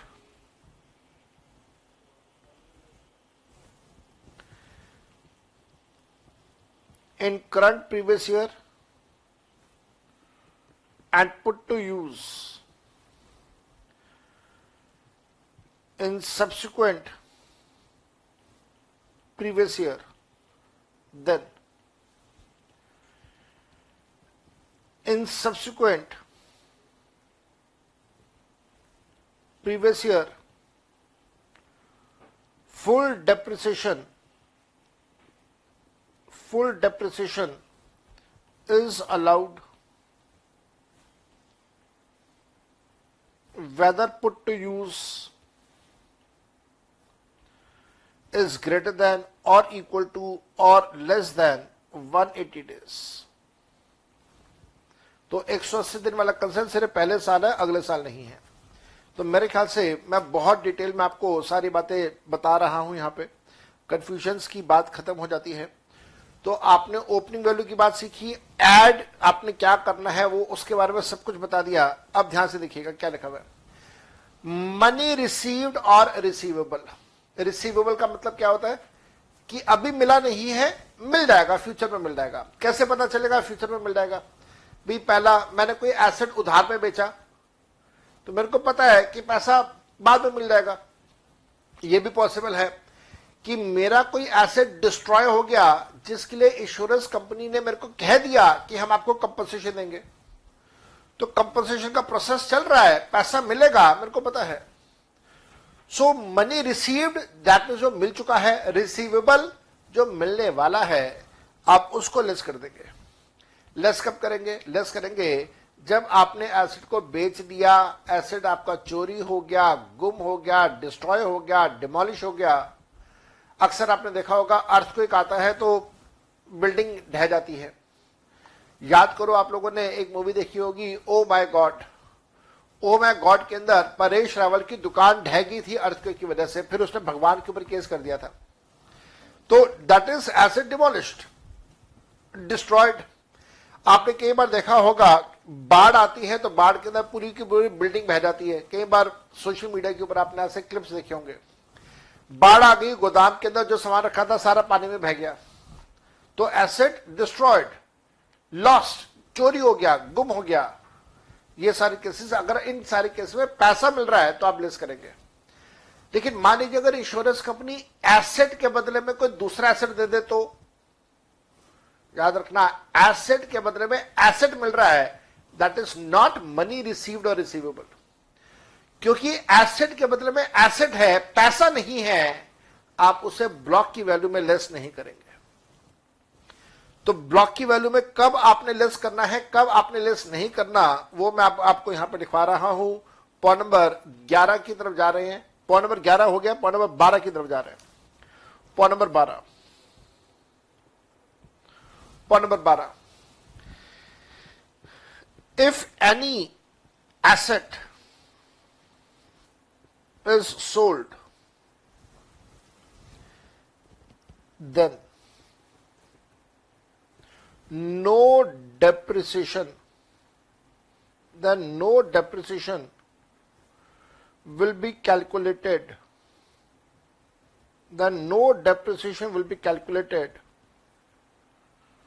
on such asset. अगर आपने कोई एसेट अपना बेच दिया है तो आप उस एसेट के ऊपर कोई डेप्रिसिएशन कैलकुलेट नहीं करोगे। बिल्कुल ठीक कहा मैंने, सुन लेना, समझ लेना ध्यान से। मान लीजिए आपने एसेट पूरे साल इस्तेमाल किया और 31 मार्च को बेच दिया, कोई डेप्रिसिएशन कैलकुलेट नहीं होगा। अकाउंट्स में ऐसा नहीं करते। अकाउंट्स में हम लोग को सिखाया जाता है कि जितने टाइम पीरियड के लिए एसेट इस्तेमाल हुआ उतने टाइम पीरियड का डेप्रिसिएशन कैलकुलेट करके लेस करो। टैक्स में नहीं करते, गवर्नमेंट ने अलाउ नहीं किया। अगर आपने एसेट 1 अप्रैल को बेच दिया तो भी नो डेप्रिसिएशन, 15 अगस्त को बेचा तो भी नो डेप्रिसिएशन, 26 जनवरी को बेचा तो भी नो डेप्रिसिएशन, 31 मार्च को बेचा तो भी नो डेप्रिसिएशन। कहने का मतलब पूरे साल कभी भी अगर आपने एसेट को बेच दिया तो उस एसेट के ऊपर आप कोई डेप्रिसिएशन कैलकुलेट नहीं करेंगे। So if any asset is sold, no depreciation is calculated. ये बिल्कुल अलग कंसेप्ट है जो हम लोग अकाउंट्स में सीखते हैं। Point number 13, if asset is lost, destroyed, demolished, etcetera, for which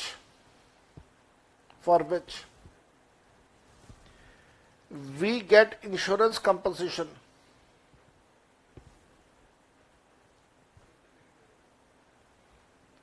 if asset is lost, destroyed, demolished, etc., for which we get insurance compensation, तो आगे चेक कर लेना इंश्योरेंस कंपनसेशन कैसा मिल रहा है। Insurance compensation as monetary compensation, या फिर एज नॉन मॉनेटरी। मॉनेटरी है तो क्या करेंगे, नॉन मॉनेटरी है तो क्या करेंगे। एज मॉनेटरी कंपनसेशन तो फिर मनी रिसीव्ड और रिसीवेबल विल बी, या मनी रिसीव्ड और रिसीवेबल इज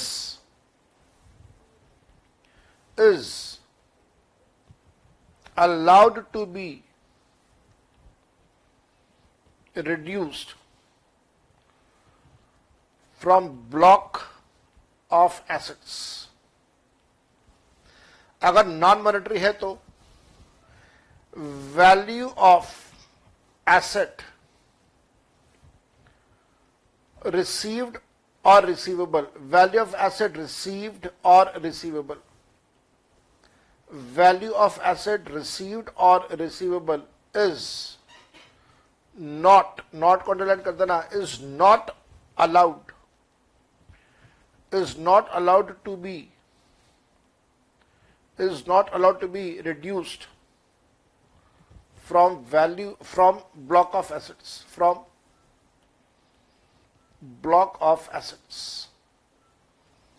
तो अगर एसेट के बदले में एसेट मिल रहा है, no, not allowed to be reduce from the value of the block. कितने पॉइंट्स हो गए?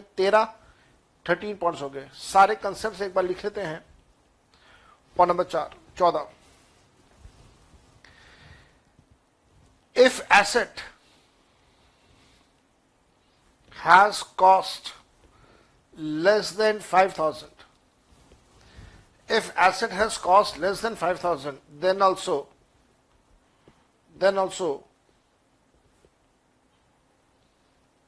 depreciation is to be calculated and not allowed to be written off in profit and loss account. मेरी बात सुनिएगा, accounts के अंदर आप लोगों ने पढ़ा था कंसेप्ट, कौन सा? अकाउंट्स के अंदर आपने कंसेप्ट पढ़ा था AS 10, accounting standard 10। AS 10 accounts के अंदर बताता है कि अगर आपकी कोई एसेट की कीमत 5,000 रुपए से कम की है, छोटा मोटा एसेट है, तो आप उसे अपने प्रॉफिट एंड लॉस अकाउंट के अंदर डेबिट कर दीजिए।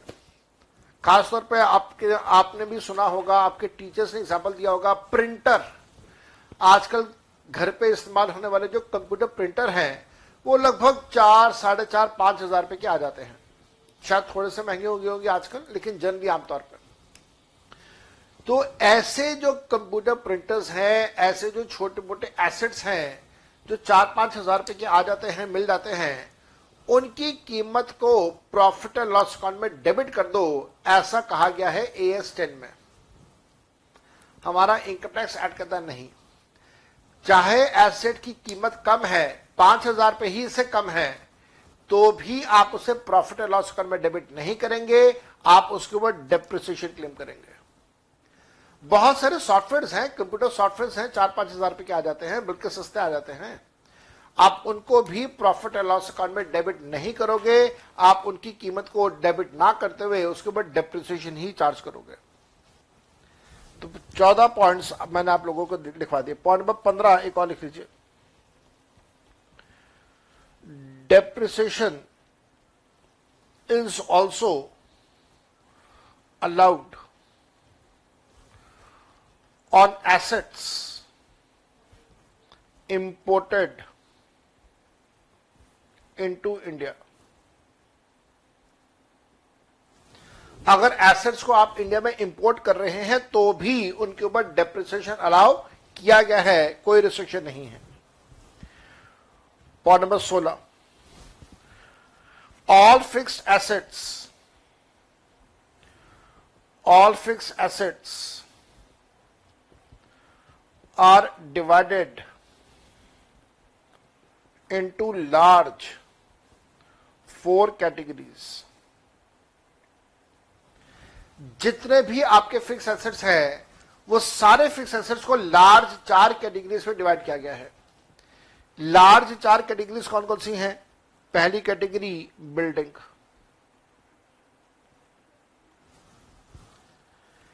दूसरी कैटेगरी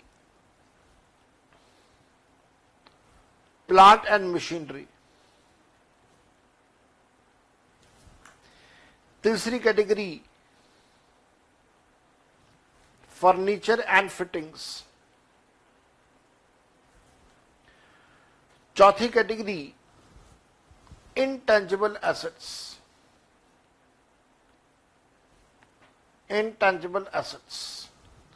तो 4 लार्ज कैटेगरीज हैं जिनके अंदर सारे एसेट्स को डिवाइड किया गया है। आपके मन में बात आ रहा होगा, सर लैंड के साथ बिल्डिंग भी लिख दो, लैंड एंड बिल्डिंग होता है? नहीं, लैंड एंड बिल्डिंग नहीं होगा, क्योंकि लैंड के ऊपर कभी डेप्रिसिएशन चार्ज नहीं होता। नोट लिखिएगा, no depreciation will ever be charged on value of land। जमीन की कीमत के ऊपर कभी भी डेप्रिसिएशन कैलकुलेट नहीं होगा। Depreciation building, plant, machinery, furniture, fittings और इनटेंजिबल एसेट्स के ऊपर होगा। आगे लिखिएगा, further these four categories are divided into many subcategories। ये सारी की सारी कैटेगरीज को आगे कितनी आगे क्या करेंगे, इनको आगे फर्दर सब कैटेगरीज में डिवाइड करेंगे। एंड दीज आर, और ये जो सब कैटेगरीज हैं वो कौन कौन सी हैं? दीज आर ए,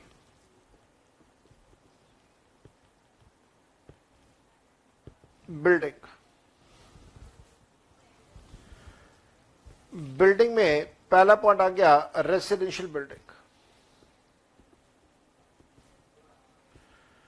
जो रेसिडेंशियल बिल्डिंग है इसके ऊपर डेप्रिसिएशन रूल नंबर 5 के मुताबिक बताया गया है 5% का। Second, non residential building.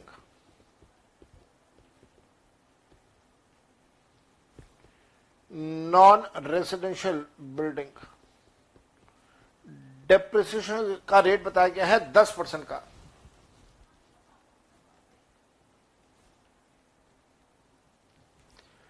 Temporary building depreciation का रेट बताया गया है 40% का। अच्छा, अब यहां पे मन में बात आती है, साहब रेसिडेंशियल बिल्डिंग का मतलब, याद रखिएगा रेसिडेंशियल बिल्डिंग का मतलब क्या होगा और क्या नहीं होगा। एग्जाम्पल देकर समझाता हूं। मैं ज्ञान गुरुकुल का सोल प्रोप्राइटर हूं। I am working as a sole proprietor of the organisation Gyan Gurukul. मान लीजिए मैंने अपने पैसे से अपना एक मकान परचेज कर लिया, मान लेते हैं ऐसा। तो मेरा मकान एज अ सोल प्रोप्राइटर अगर मैं यूज कर रहा हूं तो मेरा मकान तो फिर पर्सनल यूज का हो गया, और पर्सनल एसेट्स के ऊपर डेप्रिसिएशन मिलता नहीं है।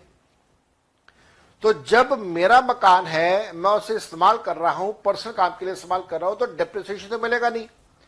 तो फिर यहां पे रेजिडेंशियल बिल्डिंग से हमारा क्या मतलब है? अब ध्यान से सुनना, समझना, और आप लोगों को यह बात बड़े अच्छे से समझ आएगी। याद करो सैलरी का चैप्टर। सैलरी के चैप्टर में टॉपिक पढ़ा था रेंट फ्री एकोमोडेशन। वहां पे हमने सीखा था कि ये पॉसिबल है कि एम्प्लॉयर किसी मकान का ओनर हो और एम्प्लॉयर अपना मकान किराए पे दे, अपना मकान एज रेंट फ्री एकोमोडेशन दे दे अपने एम्प्लॉय को। तो अगर एम्प्लॉयर का मकान है, एम्प्लॉयर उस मकान का मालिक है और मकान को इस्तेमाल कर रहा है कोई एम्प्लॉई, तो फिर उस मकान को हम लोग यहां पे बोल रहे हैं रेजिडेंशियल हाउस, जिसका रेट ऑफ डेप्रिसिएशन 5% का लगेगा। तो अपने इस्तेमाल के लिए नहीं, अपने एम्प्लॉयज के इस्तेमाल के लिए जो मकान इस्तेमाल हो रहा है उसके बारे में बात कर रहे हैं। नॉन रेजिडेंशियल बिल्डिंग का मतलब क्या हुआ? नॉन रेजिडेंशियल का मतलब तो बड़ा आसान है, तो सबको समझ आता है। दुकान, गोदाम, factory, showroom, warehouse, hostel, hotel, guest house, ये सब कुछ नॉन रेजिडेंशियल में आ गया। गेस्ट हाउस तो रेजिडेंशियल में चला जाएगा, लेकिन अपार्ट फ्रॉम दैट बाकी सब कुछ नॉन रेजिडेंशियल में आ जाएगा। फिर बात आती है सर ये टेम्परेरी बिल्डिंग क्या होती है? तो टेम्परेरी बिल्डिंग का मतलब है ऐसी बिल्डिंग्स, ऐसे स्ट्रक्चर्स जो लकड़ी के या मिट्टी के बने हों। जैसे आपको पता है सिनेमा, आजकल मूवी के, जहां पे मूवी की शूटिंग्स होती है, मूवी के सेट, टीवी में बहुत सारे प्रोग्राम्स आते हैं। कपिल शर्मा शो आप लोग देखते होंगे। कपिल शर्मा शो में यूज होने वाला पूरा का पूरा सेट, बिग बॉस में वो पूरा मकान बना हुआ है, वो टेम्परेरी मकान है। हर साल उस मकान को डिमोलिश करके नया मकान बनाते हैं। तो बिग बॉस का मकान, उसके बारे में बात हो रही है। तो ऐसे सारे के सारे स्ट्रक्चर्स जो टेम्परेरी बेसिस पे होते हैं उनको हम लोग कहते हैं टेम्परेरी बिल्डिंग्स। और जरा ये वाली बातें फटाफट हम लोग यहां पे लिख लेते हैं, नोट बना के, नोट या notes. Note number 1, residential building का मतलब, residential building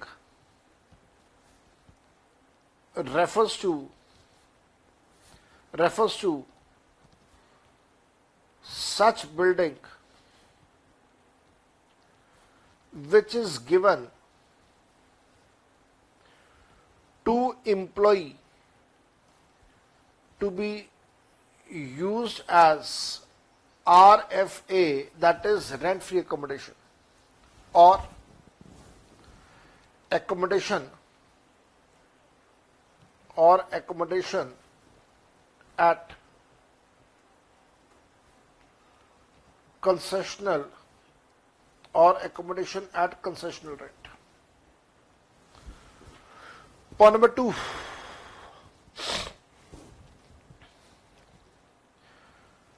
non-residential buildings can be factory, godown, shop, showroom, etc. Further, any building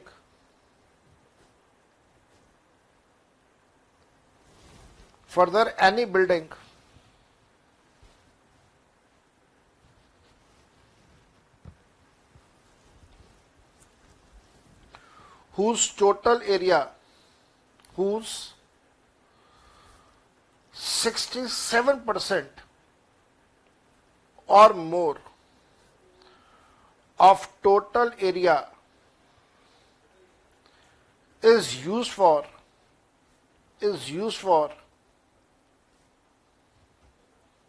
residential purposes will be regarded as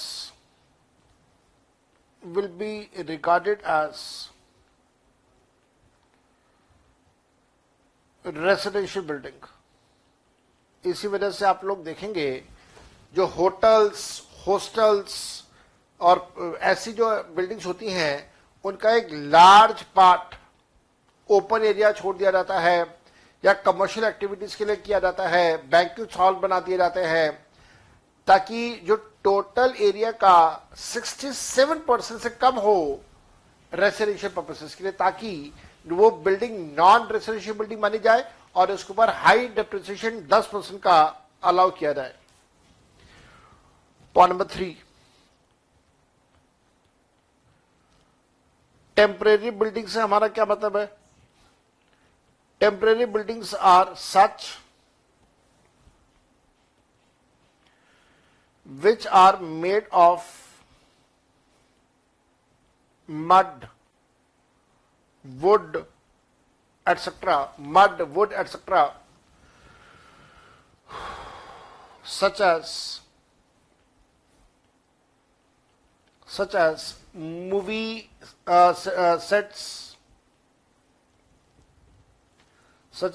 sets, boat houses,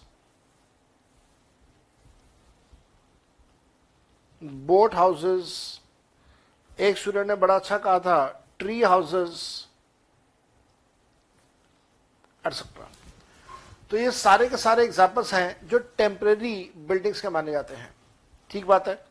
तो हम लोगों ने पहली कैटेगरी किया बिल्डिंग के आगे 3 सब कैटेगरीज बन गई। अब लिखिएगा बी, फर्नीचर एंड फिटिंग्स।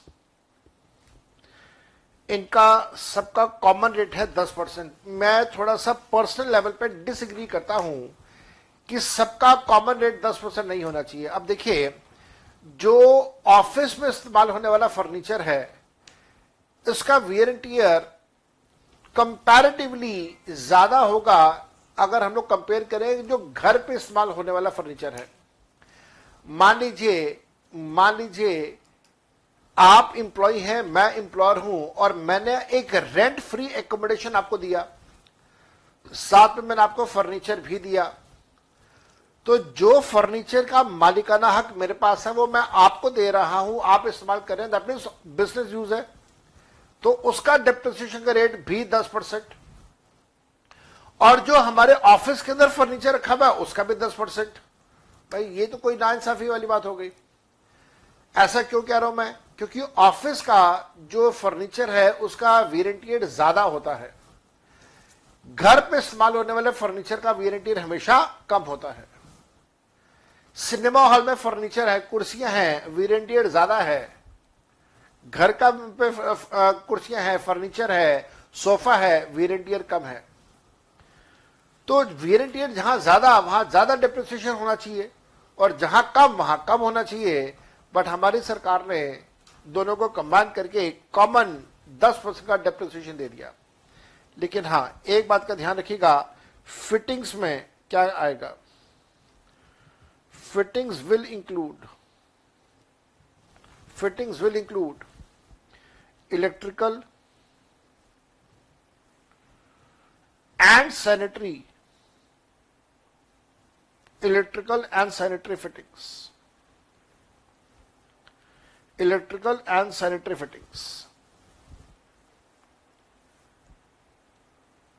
इसका बड़ा सिंपल सा एग्जांपल है। आप इस समय जिस भी कमरे में बैठे हुए हैं, आसपास नजर दौड़ाइए, आपको कहीं ना कहीं कमरे के अंदर एक स्विच बोर्ड दिखाई देगा जिसमें बिजली के बटन लगे होंगे। आप उस बिजली के बटन को ऑन एंड ऑफ कर सकते हैं। लाइट और पंखा जलेगा या बंद होगा।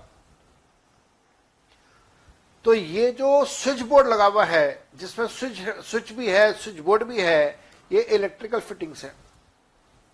स्विच बोर्ड के अंदर से एक तार घूमते हुए ट्यूबलाइट तक जा रही होगी, वो तार, इलेक्ट्रिकल वायर, वो भी फिटिंग्स की कैटेगरी में आता है। जो ट्यूबलाइट लगी हुई है वो भी फिटिंग्स की कैटेगरी में आती है।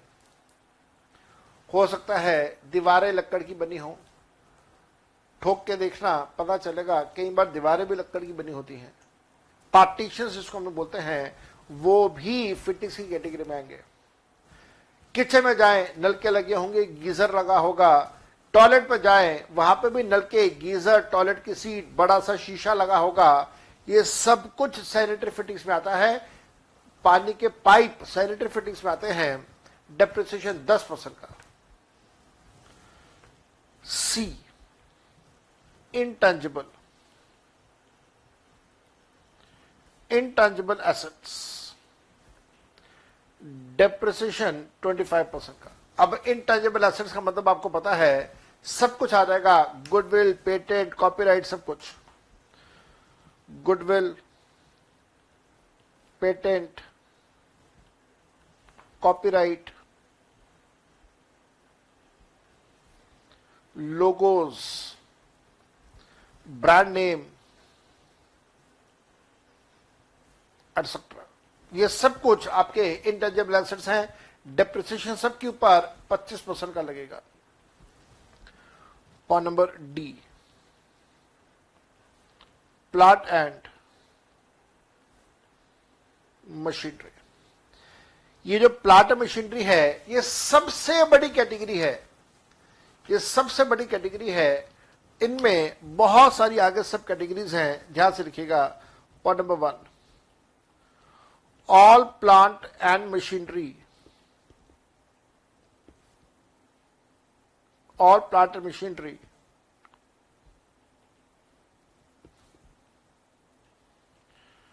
which are not covered in category given below,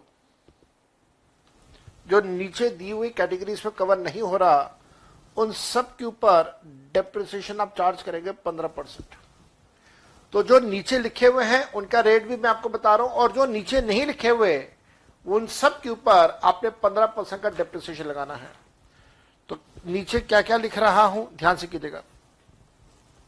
books, अगर किताबें इस्तेमाल हो रही हैं, जैसे मैंने आज क्लास के स्टार्टिंग में आपको income tax act, income tax rules की किताबें दिखाई थी, तो दोनों किताबें मैं अपने बिजनेस एंड प्रोफेशनल पर्पसेस के लिए इस्तेमाल करता हूं। उन किताबों के ऊपर डेप्रिसिएशन लगेगा कितना, अभी बताऊंगा मैं आपको, आगे देखिएगा। ऐसी किताबें लाइब्रेरी की किताबें भी हो सकती हैं। तो किसी भी प्रकार की किताबें, चाहे वो लाइब्रेरी की किताबें हो, कोई प्रोफेशनल उसको इस्तेमाल कर रहा हो, उसके बारे में हम लोग बात कर रहे हैं। कंप्यूटर्स, कंप्यूटर्स के अंदर लैपटॉप्स वगैरह भी आ जाएंगे। ये जैसे मैं एप्पल का पैड यूज कर रहा हूं, ये भी आ जाएगा। Books, computers, computer softwares, books, computers,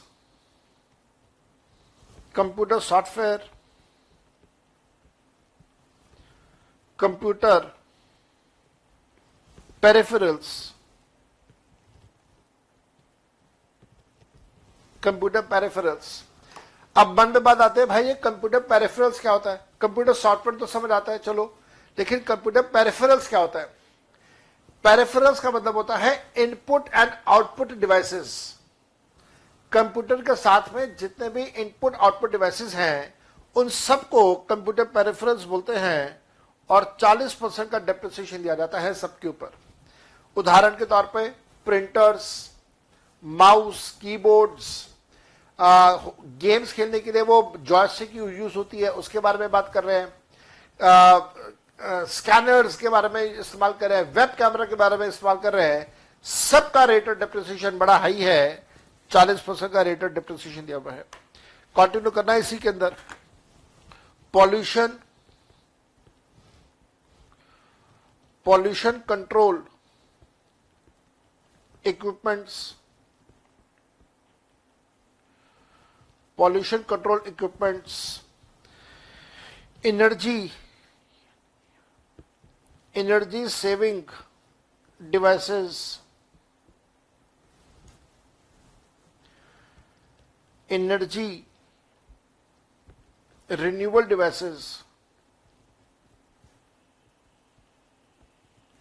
जैसे विंडमिल हो सकता है, पवन चक्री जिसको हम लोग बोलते हैं, जैसे विंडमिल, पवन चक्री, इसके बारे में बात कर रहे हैं। Aeroplanes, life saving medical instruments, जैसे कोरोना काल में आपने सुना होगा बहुत बार वेंटिलेटर्स। तो ये सब कुछ 40% की कैटेगरी में जाएगा। तो मैं काम करता हूं, अननेसेसरी से आप परेशान होंगे तो मैं इसको नीचे 40% लिख देता हूं। तो सबके लिए 40% का डेप्रिसिएशन का रेट लगेगा। बड़ा अच्छा हैवी डेप्रिसिएशन है जी। नेक्स्ट आइए, पॉइंट नंबर 3 पे जाएंगे हम लोग। कार्स यूज्ड एज टैक्सीज या बसेस, ट्रक्स, लॉरीज, इन सब के ऊपर 30% का डेप्रिसिएशन है। अदर कार्स 15% का डेप्रिसिएशन है। अब मन में बात आ गई, भाई अदर कार्स कौन सी होंगी? तो बहुत आसान है। मैं इस समय जिस बिल्डिंग में बैठा हूं, इस बिल्डिंग में नीचे ग्राउंड फ्लोर पे बाहर रोड के ऊपर मेरी कार खड़ी है। जो कार मैं अपने पर्सनल और बिजनेस दोनों काम के लिए इस्तेमाल करता हूं, वो कार टैक्सी नहीं है। तो उस कार के ऊपर डेप्रिसिएशन का रेट कितना होगा? 15%। पॉइंट नंबर 5, ध्यान से लिखिएगा।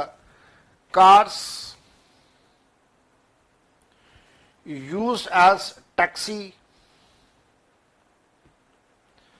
buses, lorries, trucks, purchased and put to use purchase भी किया और पुट टू यूज भी किया बिटवीन 23 लिखना था, 28 लिख दिया, बिटवीन 23 अगस्त 2019 एंड 1 अप्रैल 2020। इन सब के ऊपर डेप्रिसिएशन बड़ा भारी दिया सरकार ने, 45%।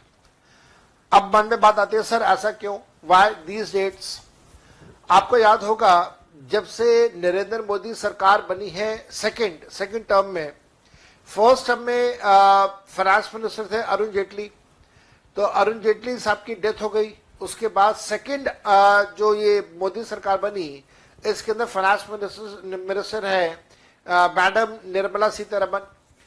एंड मैडम निर्मला सीतारमन पहले दिन से she is under tremendous pressure to revive the economy, जो कि इकोनॉमी बहुत बुरी तरह डूब रही है। फिर कोरोना की वजह से और मार पड़ गई, तो कोरोना के बाद भी हालात बहुत अच्छे नहीं हैं, लेकिन कोरोना से पहले से ही हालात खराब होने शुरू हो गए थे। तो इकोनॉमी को रिवाइव करने के लिए एक इंसेंटिव दिया कि आप नई कार परचेज करें, आप नया ट्रक परचेज करें, आप नए व्हीकल्स परचेज करें, हम आपको एक्स्ट्रा डेप्रिसिएशन अलाउ कर देंगे। और उसके लिए एक टाइम पीरियड निकाला गया था, दैट वाज अगस्त 19 से लेके अप्रैल 20। लेकिन अप्रैल 20 तक की तो नौबत ही नहीं आई, क्योंकि वी ऑल नो कि फरवरी 2020 में तो लॉकडाउन लग गया था। तो मैं पर्सनल लेवल पे ये उम्मीद कर रहा था कि ये अप्रैल 20 की डेट को एक्सटेंड कर दिया जाएगा, नहीं किया, अजीब सी बात थी। बट देन कोई नहीं, 45% का डेप्रिसिएशन है अगर इस दौरान आपने टैक्सी वगैरह परचेज करी हो तो। 9th, other cars